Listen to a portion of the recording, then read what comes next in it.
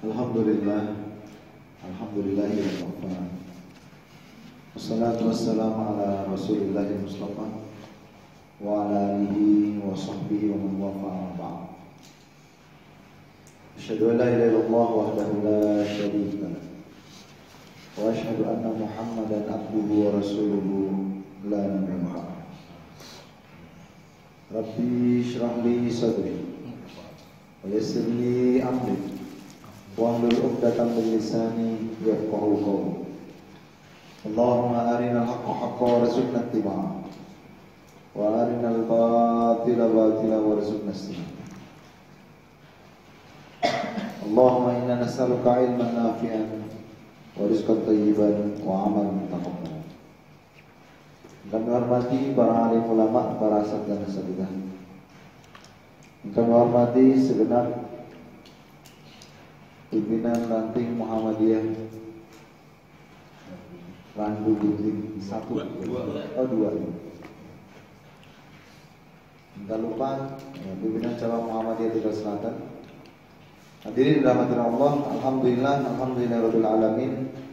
Patutlah kita bersyukur kepada Allah Subhanahu wa taala karena hingga detik ini Allah masih melimpahkan kepada kita berbagai macam nikmatnya.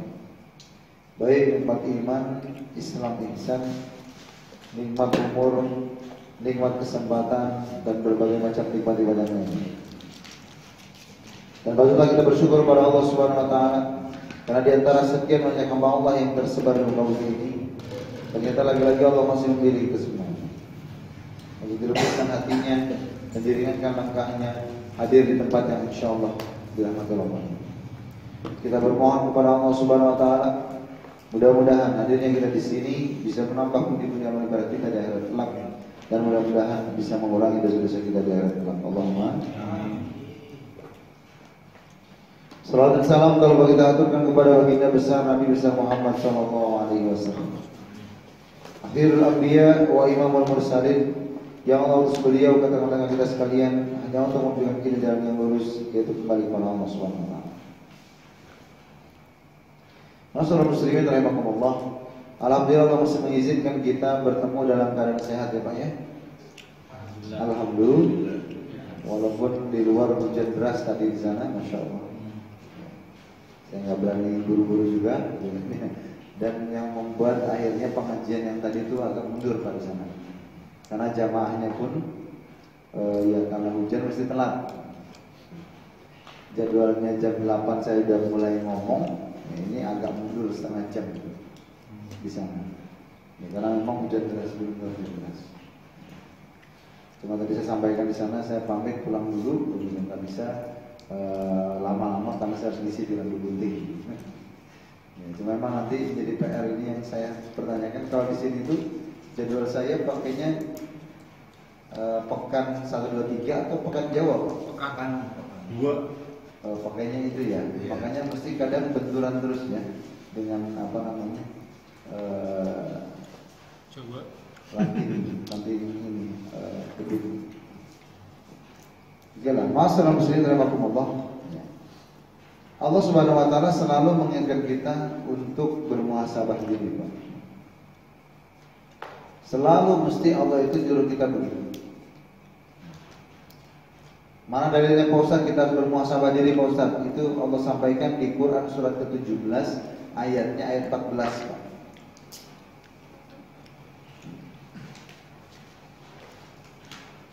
Quran surat ke-17 ayatnya 14. Monggo.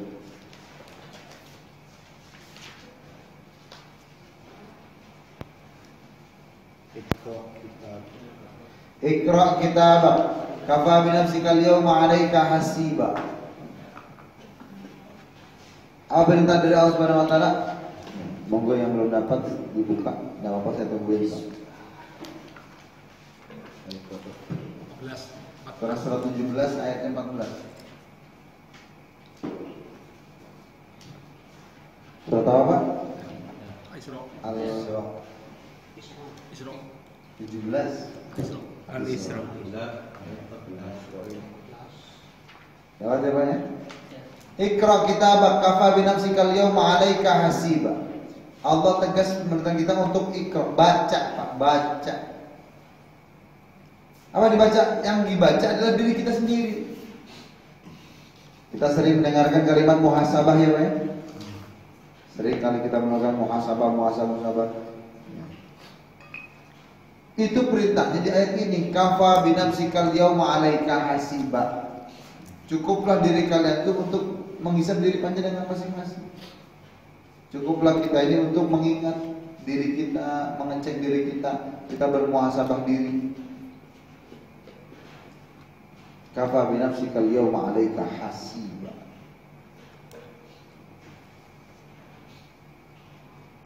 Jadi bagaimana Pak Ustaz bermuhasabah dirinya Pak Ustaz? Ya. Berapa banyak dosa yang kita lakukan? Ingat. Berapa banyak maksiat yang kita kerjakan? Kita harus ingat itu.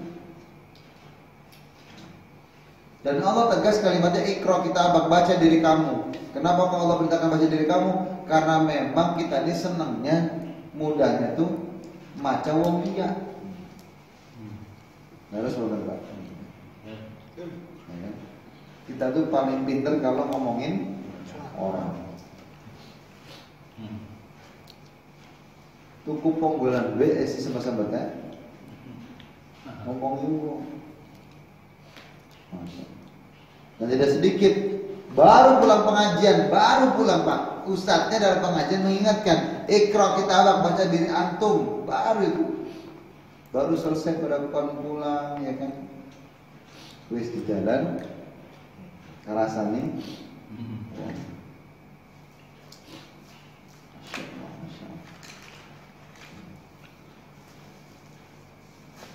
Itu apa namanya itu bagaimana positif salah. Maka beritakan kita untuk ikra kita membaca diri kita. Kita ini bukan orang yang sempurna ya Pak. Kita ini orang yang bergelemangan dengan dosa, banyak dosa. Berarti kita harus selalu merasa bersalah Pak Ustaz. Oh iya, paham ya Pak ya. Merasa salah itu soleh, tapi merasa soleh itu salah. Paham gak Pak kalimatnya? Merasa salah itu soleh, tapi kalau merasa soleh, merasa soleh gimana maksud merasa soleh itu ya?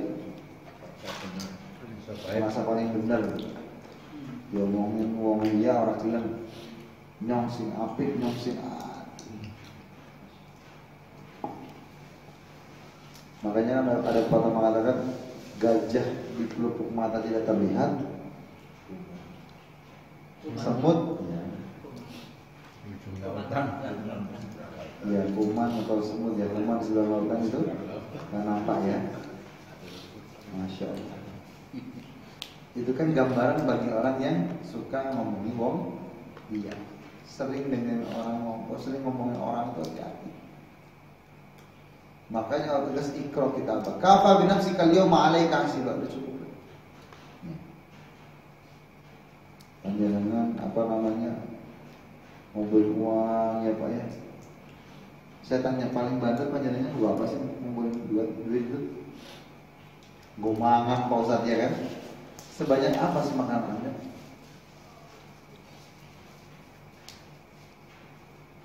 Harusnya bagaimana Pak Ustaz? Ya kita manfaatkan secukupnya. Setelah itu bagaimana? Ya, sumbangkan, bantu orang lain. Ini nilai dari muhasabah. Oh berarti kita harus selalu merasa salah Pak Ustaz. Iya, kita harus selalu merasa salah.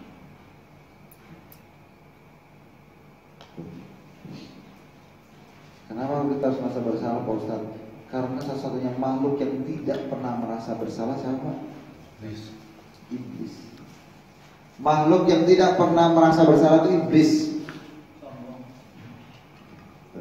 Tidak mau lah bersalah.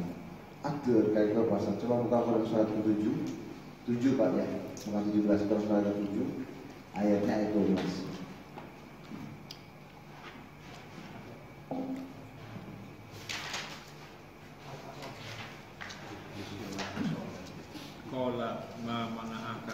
Qala ma mana'aka la tasjuda idza amartuk. Ini sebelum saya sampaikan nih. Ada yang bertanya, sebelum saya gali lebih dalam di sini. Ada yang bertanya, Pak Ustaz, apa bedanya jin dengan iblis? Dengan setan. Jin dengan iblis dan setan. Dia nanya, Pak Ustaz, apa bedanya jin dengan iblis? Pak, kalau panjenengan ditanya begini, kira-kira jawabannya apa?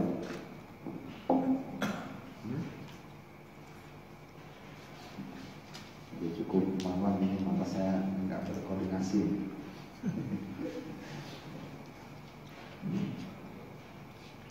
Apa bedanya jin dengan iblis, Pak? Apakah semua jin itu iblis? Ya. Jin ada yang baik, ada yang buruk. Dalilnya mana? Jin ada yang baik, ada yang buruk, mana?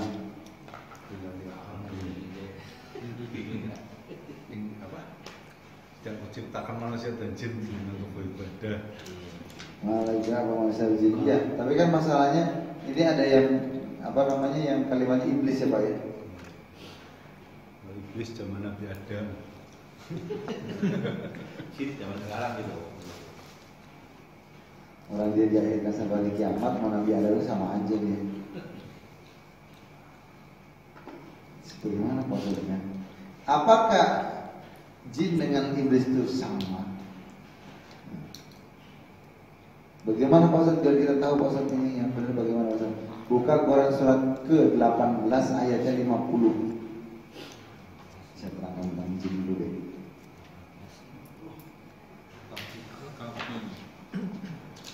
Wa qulna lil malaikati isjudu li Adam fasajadu illa iblis kana minal jinni fafasaqa an amri rabbih.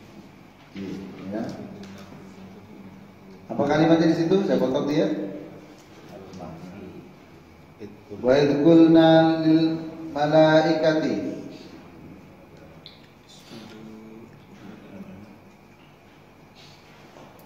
kita apa namanya? Kita tahu di situ Allah setelah menciptakan langit dan bumi, Allah menciptakan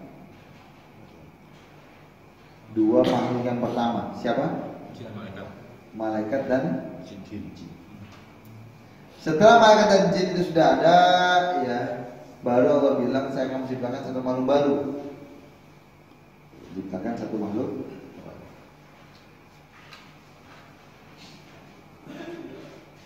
Sudah cipta, ada malaikat, ada jin, ada manusia. Kemudian Allah berikan titah, Allah berikan ujian berupa apa? Semuanya disuruh sujud kepada Nabi Adam. Semua disuruh sujud kepada Nabi Adam. Apa yang terjadi Pak Ustaz? Ternyata ya, ada yang tidak taat kepada Allah.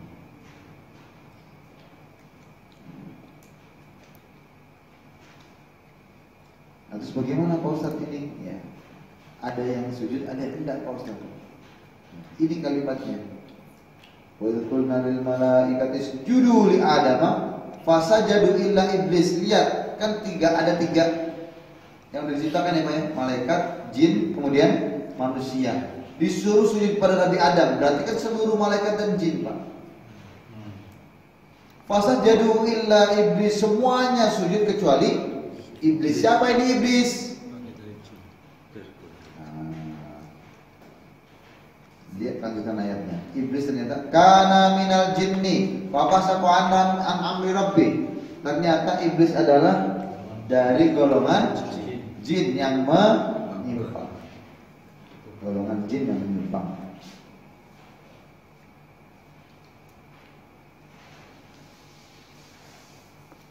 Kalau dikalimatkan dari golongan, berarti kan kalau dia dari golongan tidak mencakup semuanya, betul? Tidak semua jin, tidak semua tidak semua jin, jadi sebagian.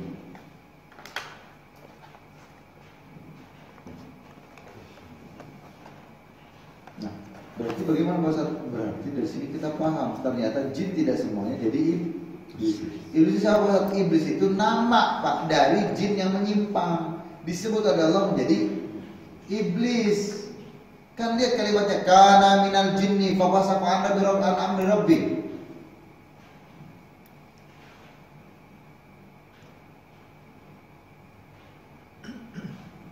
Berarti yang namanya iblis itu adalah jin yang menyimpang. Jin menyimpang diganti namanya jadi iblis, Pak. Iblis itu nama, bukan makhluk baru. Nama.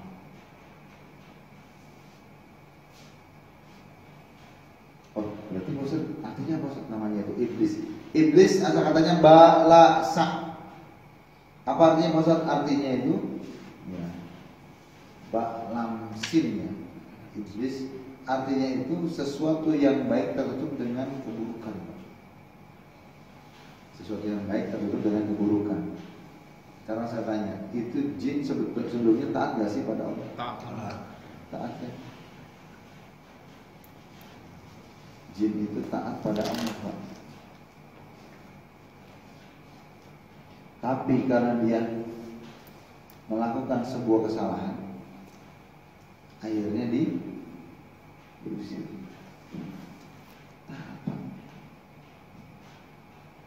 Kalau makhluk yang sedemikian rupa taatnya, terus tiba-tiba apa namanya? Kalau ada makhluk yang begitu taatnya, terus tiba-tiba dia melanggar, apakah serta merta Allah langsung menghukumnya? Saya mau nanya nih, Pak. Kalau ada yang melanggar, apakah kita harusnya hukumnya full? Peringatan SP. Kan sebelumnya kita tabayun dulu, betul nggak, Pak? Jadi ada orang salah, nggak langsung kita fonis, nggak, kita coba untuk gali dulu apa sih ini, penyebabnya apa sih? Apa penyebabnya? Maka Allah pun sama, Allah juga bertanya, Pak. Qala ma mana'aka 'ala tasjudi idza martu, surat 7 ayat 12. Iblis. Panggilannya kan iblis ya, Pak. Karena dia menyembah dari perintah Allah, ganti namanya jadi iblis.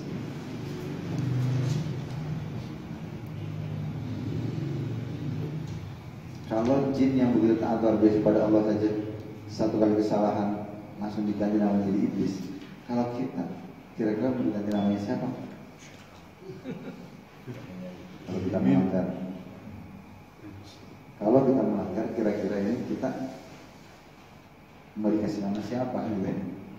Ibadahnya jin kan melebihi kita. Satu hari aja di akhirat, ini berapa? 1000 tahun. 1000. 1000 loh.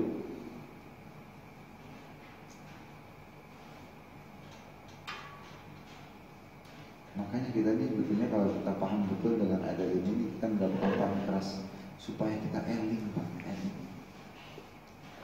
eling pada Allah. Masya Allah.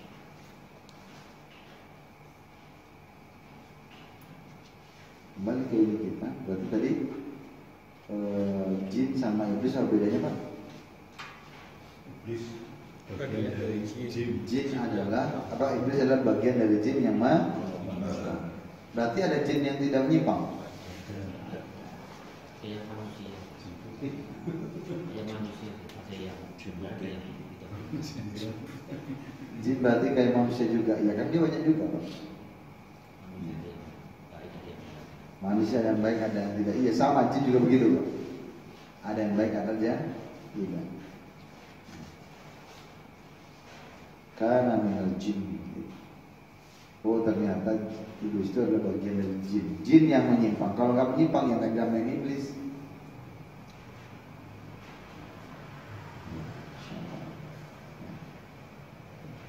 Tapi Pak Ustaz, kenapa Allah begitu murka sih, Pak Ustaz? Kita lihat lanjutannya apa ya?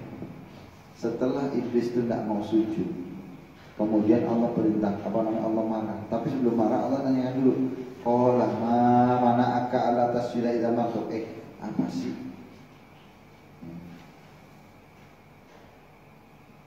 Apa yang menyebabkan kamu itu tidak mau nurut pada sudah aku perintahkan?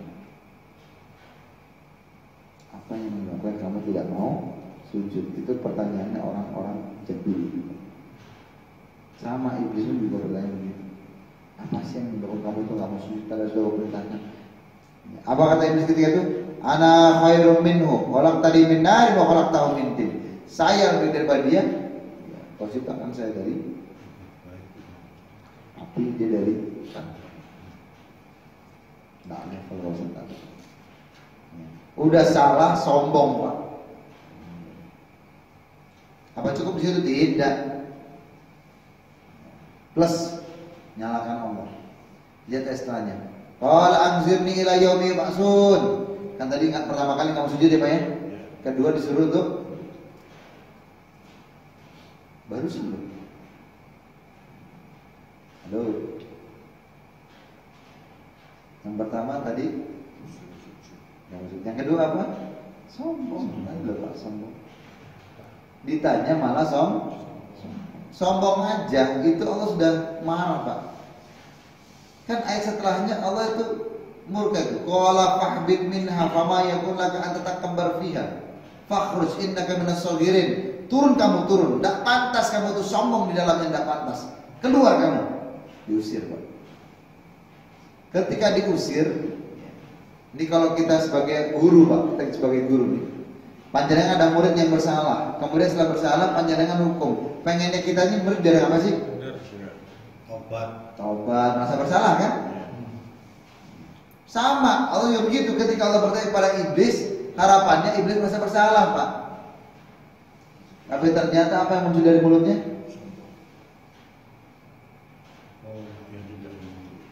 Bukannya malah memahami, bukannya malah ini malah Insya Allah.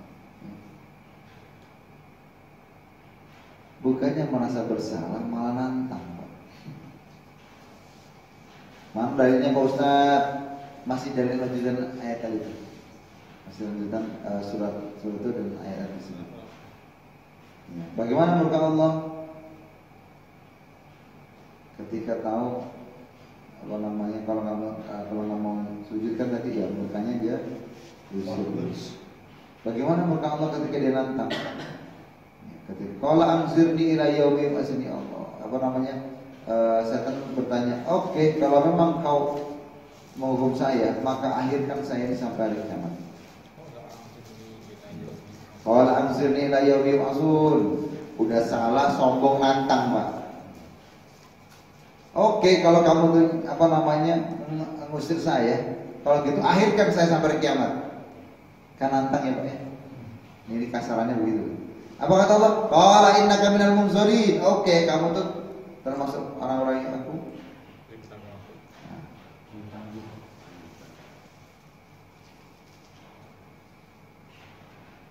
Masya Allah.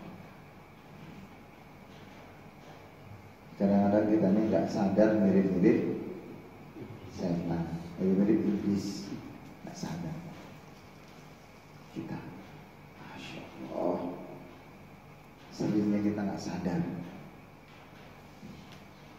Ternyata kita ini nantang pada. Maka Allah katakan, qala innaka minal munzirin. Oke, kamu saya akhirkan. Lihat Pak, kalimat itu tuh pendek apa panjang sih ayatnya? Pendek ya. Kenapa sih pendek? Ini menyatakan dari segi psikologis Pak. Manusia juga sama psikologisnya. Kalau lagi panjenengan coba, kalau panjenengan lagi marah sama istrinya, panjenengan mesti pendek-pendek Pak ya. Jawabannya, ditanya sama istrinya, Pak, Maman, orang. Pak kadang Pak.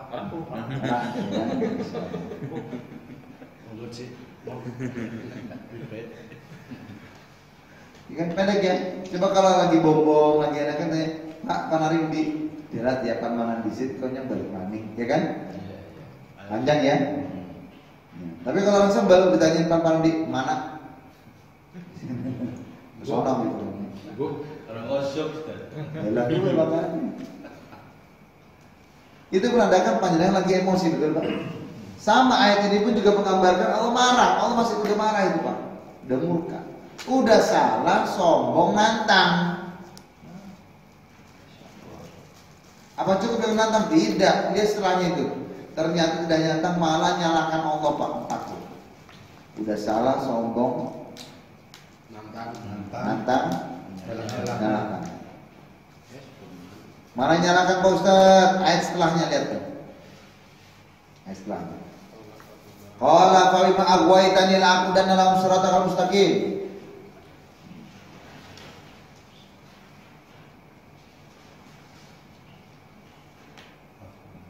Di situ iblis menyalahkan Allah. Fa bima aghwaytani, karena engkau sudah menyesatkan saya, la aqudanna lahum siratal mustaqim. Saya akan menyesatkan mereka. Siapa mereka itu? Anak cucu Nabi Anda. Saya akan sesatkan mereka dari jalan yang lurus. Bayangkan Pak. Ini kalau kita jadi Allah, jadi orang yang di situ ketika itu, marahnya bagaimana?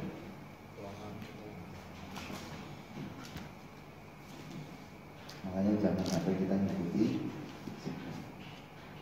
setan. Iblis tidak pernah merasa bersalah, iblis. Ya. Tapi kita harusnya selalu merasa bersalah.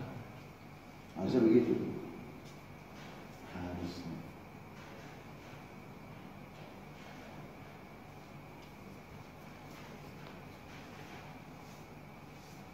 Tapi kan bosan, banyak orang yang kayaknya merasa paling bersih. Nah itulah berarti digoda oleh iblis. Panjenengan datang sini pun malam-malam gini bukan tanpa ujian ya Pak ya. Banyak ujiannya itu. Ada isbungi, Tes.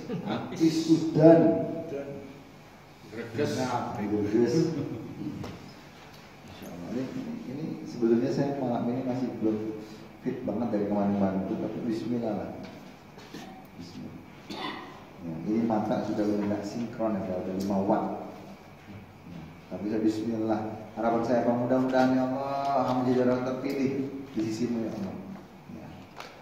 Ya Allah, mudah-mudahan jamaahnya semuanya juga diterima di sini dengan baik, sehingga nanti ditempatkan tempat terbaik. Allahumma. Itu saja motivasi saya. Sehingga ketika saya datang kemana, Bismillah ya Allah, walaupun kerjanya kayak gini. Ini kalau panjenengan miteni saya, perhatikan saya. Kalau saya itu udah banyak jedanya. Itu kan apa? Yang saya ucapkan baru satu saya lupa, karena udah lelah. Ibarat prosesor itu udah kepanasan. Jadi biasanya kalau begini nih, saya kalau jedanya agak panjang itu di jalan, pinggir jalan, karena saya berhenti saya tidur, baliknya cuma 5 menit 10 menit. Ya pernah kejadian di mana itu, dari Jatilawang tuh, rasanya tuh mata udah gak kuat. Saya langsung minggir tidur. 5 menit 10 menit fresh lagi. Nah ini tadi nggak sempat nih, karena jedanya kan, masya Allah Pak, kadang-kadang tadi kan dari maghrib sampai isya, langsung karena emang isyanya mundur ya. Isya itu kalau nggak salah setengah 8 kan. Nah tuh kurang, setengah 8 kurang lah ya, setengah 8 kurang. Ya azan, komat, ngimami dan ngimami. Selesai ngimam itu sekitar jam 8 kurang berapa gitu. Setelah itu saya harus ngisi di duduk, saya lari ke duduk itu. Jedanya emang mendadak. Setelah duduk ke sini, jadi nggak ada kesempatan untuk sekedar mohon, nggak ada kesempatan. Tapi saya yakin betul, yang namanya mau masuk surga itu tidak mudah, masih diuji ya Pak ya. Malam-malam begini itu demi Allah tidak mudah Pak, demi Allah. Panjenengan begini tidak mudah demi Allah Pak, saya tahu. Saya tahu betul. Enak berintel sudah. Enak berintel, enak ngomong ya kan. Jadi baca ini. Belum artis. Mantelannya bisa. Mantelannya bisa. Bisa.